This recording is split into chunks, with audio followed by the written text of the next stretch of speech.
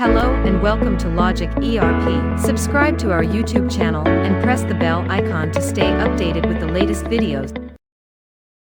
In this video, we will explore how to use the billing rate as option to enforce strict rate control in billing. To enable this option, open Logic Admin and go to Global Settings. Navigate to Sales Settings 2. Here you will find the option Billing Rate as. The same option is also available in Sale Voucher configuration, but there it must be set individually for each series. By using Logic Admin, Global Settings, you can apply this setting for all series and branches at once.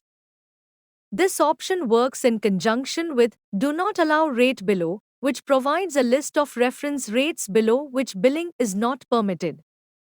In the first case, we set billing rate as to billing rate and also configure Do Not Allow Rate Below to MRP. This means the billing rate cannot be lower than the defined MRP, otherwise, the software will restrict the entry and not allow the bill to be saved.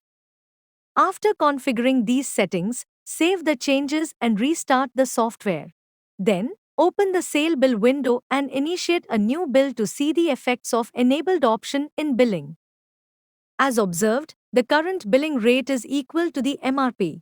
Now, let's attempt to modify the billing rate to a value lower than the MRP. As observed, the system immediately prompts an error message indicating that the billing rate cannot be less than the MRP. Let's get back to Logic Admin and set the billing rate as billing rate minus discount. In this mode, the system checks the billing rate after applying discounts to make sure the final rate does not go below the MRP. Save the settings and restart the software. Let's observe its effect during billing. Initiate a new transaction.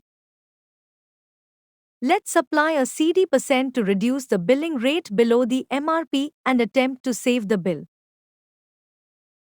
As you can see, the software triggers an error message because the billing rate falls below the MRP after the CD% is applied due to the enabled option.